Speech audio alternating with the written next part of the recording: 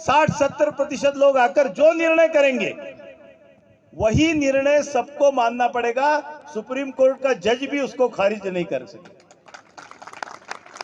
और इसलिए मुझे केवल एक विनंती है कि आज तक हम नहीं गए, ग्राम पंचायत दूर दूर है, पंचायत में 3 गांव है, 4 गांव है, टोले 7 है, 10 है, और गांव में जाकर क्या होना है हमको पता नहीं था, लेकिन अभी कानून आ गया है।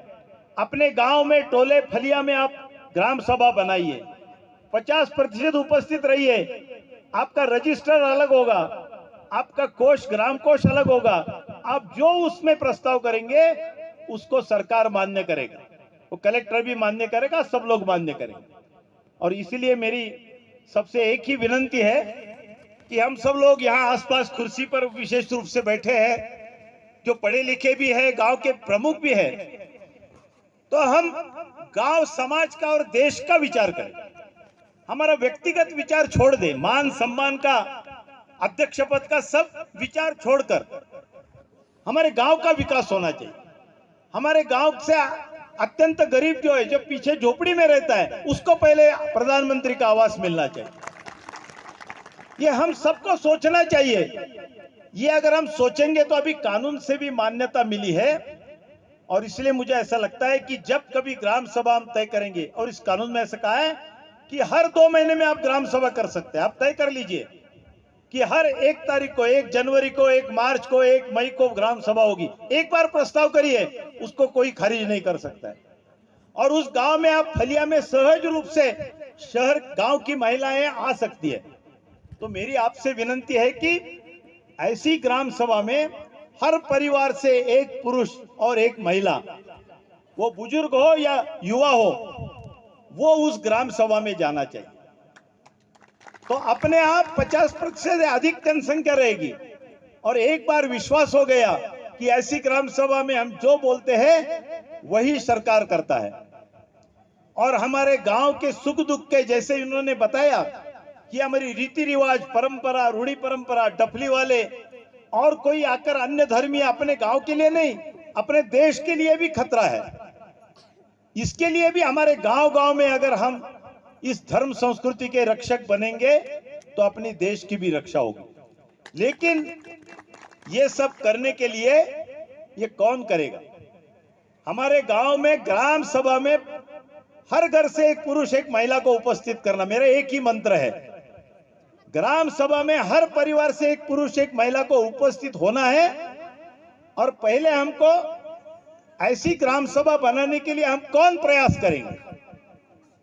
तो ये जो प्रयास करेंगे, ये आज सबसे महत्व की बात है। ऐसा प्रयास करके जो ग्राम सभा में अधिकाधिक उपस्थिति करेंगे, तभी ये सब बातें सिद्ध हो सकती है। नहीं तो ये बातें कागज में ही रहेगी, भाषण में ही रहेगी, कोई हमको दिखेगा नहीं। और इसलिए मुझे ऐसा लगता है, जैसे इन्होंने कहानी कहाई, एक कहानी आप लोगों ने कभी सुनी होगी कि एक चूहे का राज था।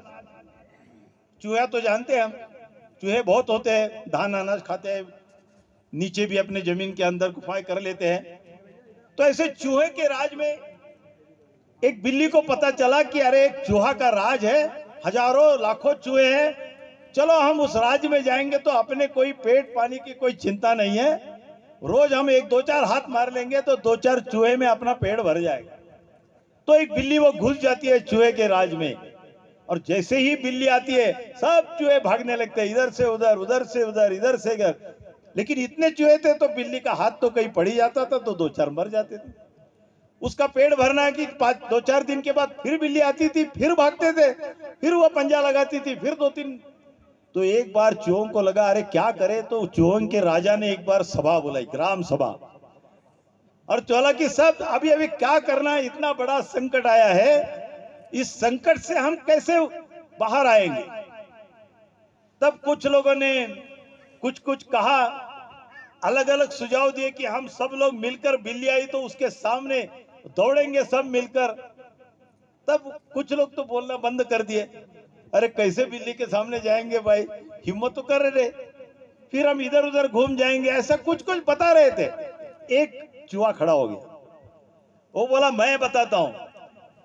एक ऐसा है जिन्होंने घंटी की बताई ना, वो बोले बिल्ली के गले में घंटी बांध देंगे हम लोग। एक बार घंटी बांध देंगे तो बोले बिल्ली आ जाएगी तो घंटी बजेगी, घंटी बजेगी तो हम सब जल्दी भाग जाएंगे, तो हम अपने अपने घर में घुसेंगे तो बिल्ली को कुछ नहीं मिलेगा। चलो सब बहुत अच्छा लगा, चलो सभा समाप्त। तो राजा ने बोला बैठो बैठो बैठो। जैसे अभी भी आपको लगा होगा ना कि अभी ये भाषण भीषण सब हो गए हैं, अभी सब सभा समाप्त हुई। तब राजा ने कहा ये सब बहुत अच्छा सुझाव है, लेकिन मुझे ये बताइए आप में से कि उस बिल्ली के गले में घंटा कौन बांधेगा। तो यहां अगर कोई ऐसा तैयार है कि ऐसी सब लोगों की उपस्थिति की ग्राम सभा को मैं संपन्न करूंगा, तो हाथ ऊपर जरूर खड़ा कर सकते हैं। बहुत अच्छा, धन्यवाद, बहुत अच्छी तालियों। तो ये वास्तविक ये काम है।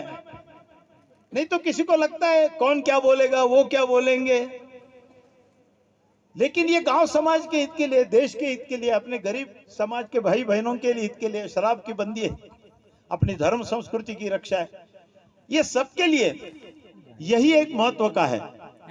और इसलिए मुझे ऐसा लगता है, एक बात की चर्चा आप जरूर बाद में करिए कि अभी कुछ ग्राम सभाएं बना दी है, कुछ बोलेंगे कि ग्राम सभा बन गई है, समिति बन गई है, लेकिन ऐसा अगर लगता है, आप लोगों को लगता है, कानून में लिखा है कि अगर किसी टोला फलिया के लोगों को लगता है कि हमारा फलिया बहुत दूर है, हमारे यहाँ भी 50, 60, 70 घर है, हम अलग ही ग्राम सभा करेंगे, हमारा परंपरा से हम यहीं बैठते हैं, हमारे झगड़े हम सुलझाते हैं, हमारे शादी में हम लोग इकट्ठा आते हैं, ये दो दूर बन गए थे, सरकार ने उसको गांव बनाया, लेकिन पहले जमाने से हम दोनों अलग है, हमारे हमारे पुजारी है, मुखिया है, या हमको आने जाने में भी दिक्कत होगी। अगर दोनों ग्राम सभा बनेगी तो हम सहज रूप से अपने अपने टोला पारा फलिया में हम इकट्ठा आ सकते हैं।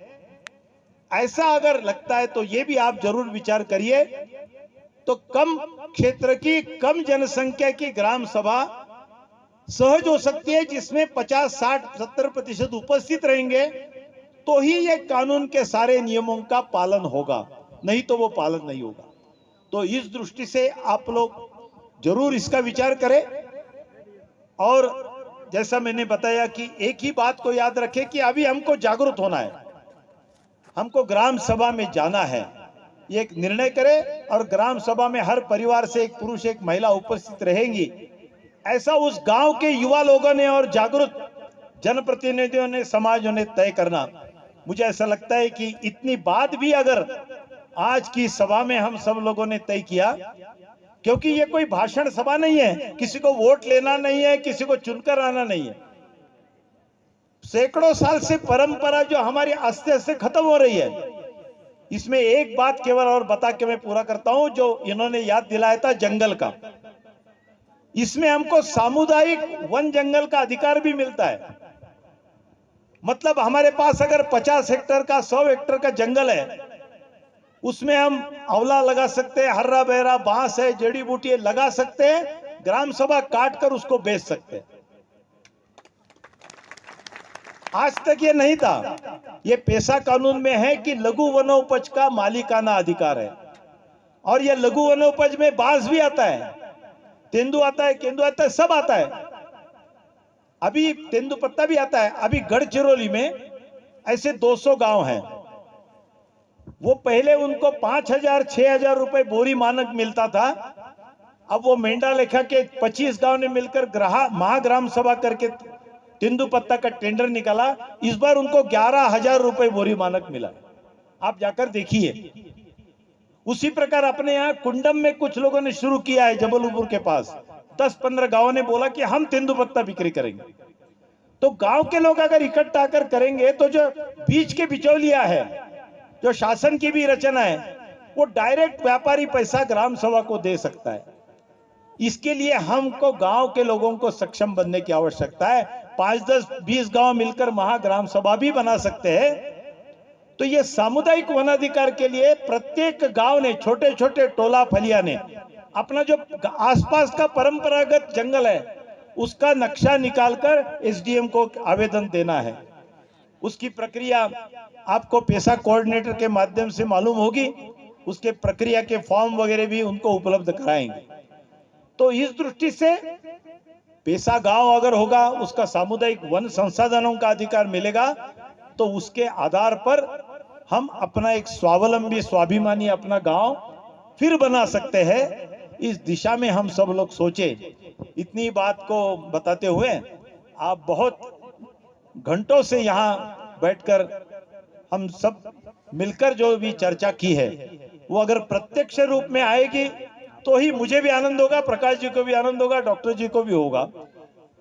तो इस दृष्टि से मुझे ऐसा लगता है कि हम निश्चित इस दिशा में सब लोग मिलकर प्रयास करें।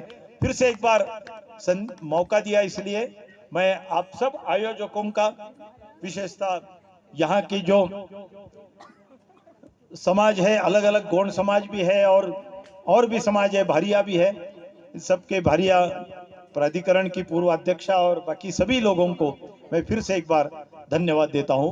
राम राम। भारत माता की, भारत माता की। सर, एक निवेदन है कि कुछ लोगों ने एक अपनी तैयारियां करके आए हैं, तो उनका एक कार्यक्रम भी है, तो आपकी अनुमति हो तो